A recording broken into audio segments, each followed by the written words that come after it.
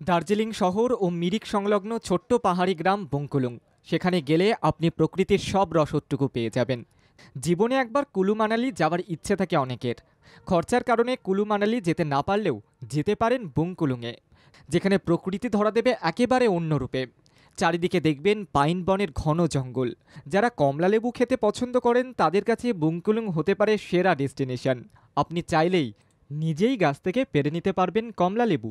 শুধু কমলালেবু নয়, রয়েছে বিস্তীর্ণ চা বাগানও। মুরমা ও গয়াবাড়িতে রয়েছে চা কারখানা ও চা বাগান। দূর থেকে যা দেখে মনে হতে পারে হয়তো সবুজ কার্পেট পাতা রয়েছে বঙ্কুলুঙে। পাহাড়ের অন্যদিকে দেখতে পাবেন ধানক্ষেত। পাহাড়ের গায়ে ধাপ কেটে কেটে এখানে চাষ করেন এলাকার মানুষজন। এই গ্রামের বাড়িগুলি দেখতেও অপূর্ব সুন্দর। ছোট ছোট বাড়ির সামনে আছে নানা রঙের ফুলের বাগান, সাজানো গোছানো ছিমছাম পরিবেশ। এই অঞ্চল থেকে রাতের কার্শিয়াংয়ের মনোমুগ্ধকর দৃশ্য দেখতে পাবেন। বঙ্কুলুং থেকে মিরিকের দূরত্ব খুব একটা বেশি নয়। আপনি চাইলে মিরিকে গিয়ে বৌদ্ধ মন্দিরও দর্শন করতে পারবেন, যে মন্দিরের ভিতরে দেখবেন নানা রঙের পতাকা, জপমন্ত্র ও বৌদ্ধ মূর্তি।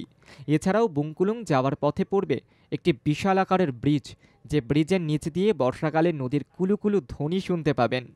আপনি চাইলে এই ব্রিজের নিচে নিজেদের বন্ধু বান্ধবীদের সঙ্গে পিকনিকও করতে পারবেন। চারিদিকে উঁচু নিচু পাহাড়ের মাঝখান দিয়ে বয়ে চলা নদী, আর ঠিক তার উপরেই লম্বা ব্রিজ। আর এই ব্রিজে দাঁড়িয়ে পাহাড়ের ফাঁক দিয়ে অপূর্ব সূর্যাস্ত দেখার স্বাদ নিতে ভুলবেন না যেন। ভাবছেন কিভাবে যাবেন? প্রথমে ট্রেনে করে পৌঁছে যান এনজেপি। সেখান থেকে গাড়ি ভাড়া করে পৌঁছে যান বুংকুলুং। দেরি না করে 3 থেকে 4 দিন ছুটি নিয়ে ঘুরে আসুন উত্তরবঙ্গের কোলে লুকিয়ে থাকা এই পাহাড়ি গ্রামে।